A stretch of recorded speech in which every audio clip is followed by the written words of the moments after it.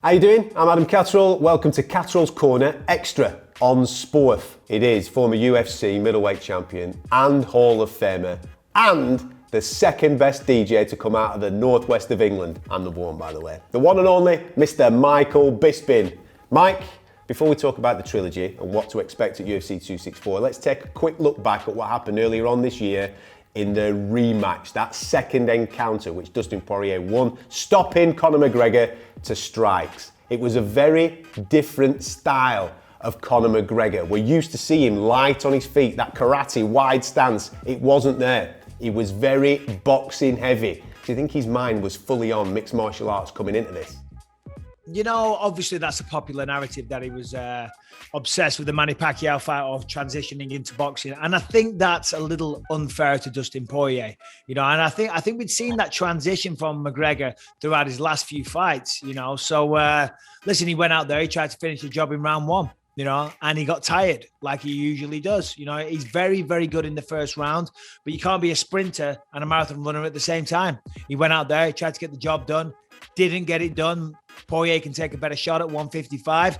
And he got tired in the second round, you know. So, and I thought Poirier fought a great fight. Poirier, did some damage with the calf kicks. He took him down. He did some good work in the clinch position as well. And then ultimately, it was a couple of big shots that was the beginning of the end for McGregor. You know, it was all Poirier's work. So, and that's not a detriment to McGregor. McGregor made it very, very exciting in the first round. I thought McGregor won the first round, 10-9, close fight, close round, but I thought he won it. But, you know, who knows what's going to happen this time round, but I'm looking forward to it. Okay, with that said, what has he got to do to change the outcome coming in to the fight at UFC 264? Oh man, that's a good question. See, that's the difficult one because I think, listen, anybody can be knocked out, but Poirier showed he could take his best shots. I think one of the main things that McGregor needs to do is to pace himself. He's got to pace himself. I hope he's been working on checking leg kicks because he wasn't doing that in the second fight. He needs to check leg kicks. He needs to pace himself. He needs to look for openings. And he needs to mix up his attacks himself. I mean, you touched on it a moment ago, the boxing side of things. It was a little boxing heavy. McGregor does have good kicks. We saw a video of him out in Dubai working those kicks on punch bags. Whether or not he's going to do that in a fight remains to be seen. What you got to remember is throwing kicks as opposed to throwing punches takes way more energy, right? You know, swinging your leg around, your leg weighs about 3 times as much as your arm. So it's easier to throw punches than what it is leg kicks. But yeah, McGregor's got to mix up the attacks, keep him guessing, but he's got to pace himself first and foremost. Okay, so that's what Conor's got to do. What does Dustin have to do? Much of the same, or should he be expecting something very, very different this time around? Yeah, I mean, that's a good question. What does he do? I mean, he's got to be ready for the onslaught. He's going to weather the storm in the first round for sure. He's going to be aware of that. I think in the first fight, he mixed in the takedown nice and early. I think that's a really good thing to do.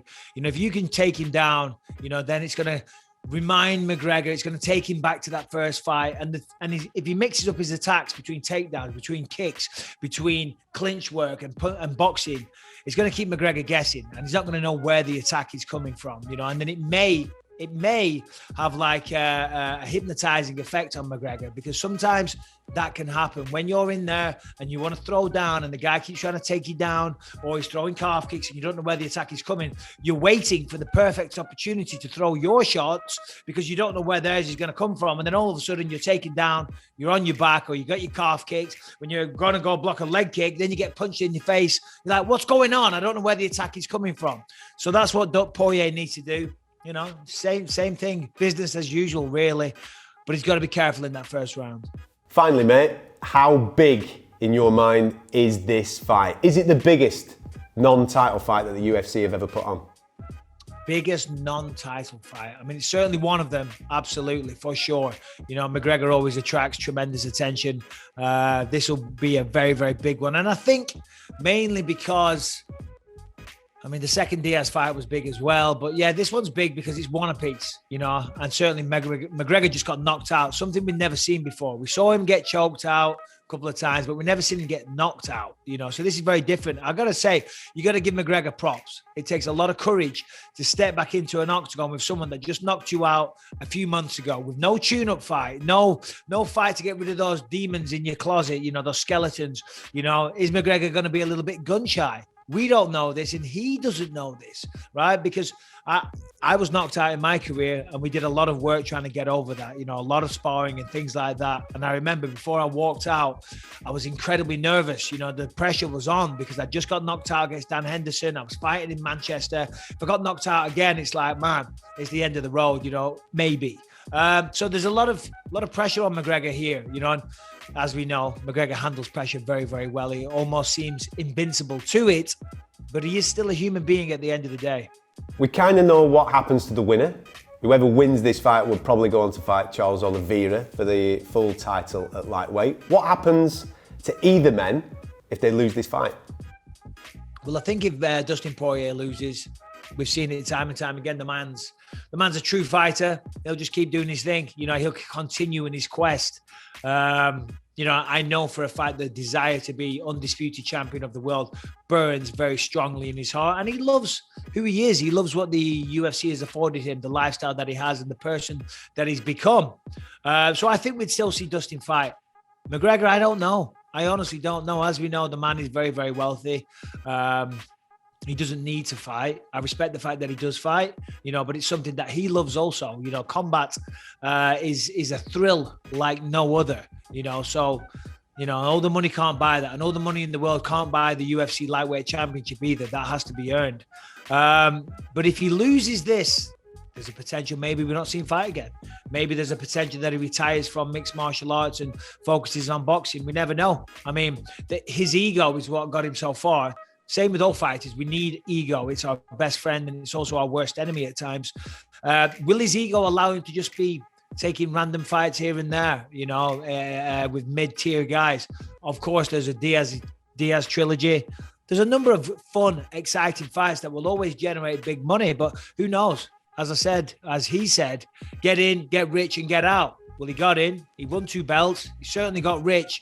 The last thing to do now is get out. So I'm not saying that he's going to retire, but I wouldn't be surprised if he did.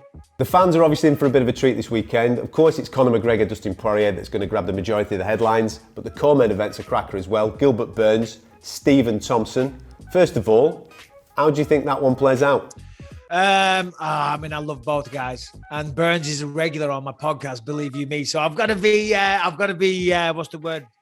You know, political, if you will. But I think Wonderboy wins this fight.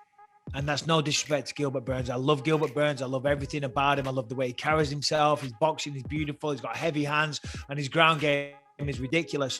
I just think and I feel that the style of Wonderboy is going to give him a lot of problems. I had a little foray into freestyle sport karate when I was a kid. Those guys are a tough nut to crack. And I believe Wonderboy right now, you know, he still wants to be the champion so badly and he's not getting any younger. And I feel, you know, with the way he lives his life, he's, you know, the man lives like a saint. He's one of the nicest people you'll ever meet in your life. When he's not training or whatever, he's teaching kids karate. You know, the guy's a special human being. And I just feel the speed and the experience that he has now may be too much. But who am I to underestimate Gilbert Burns? Gilbert could catch him with that left hook, knock him out in the first round. And maybe I'm blinded because I truly feel that Stephen Thompson deserves a crack at the welterweight title because I think he's a really bad matchup for Kamaru Usman as well. So maybe that's blinding my judgment, but either way, Burns, Wonderboy, man, what a fight. You enjoy Vegas, mate. Thank you very much for joining us here on Catterall's Corner.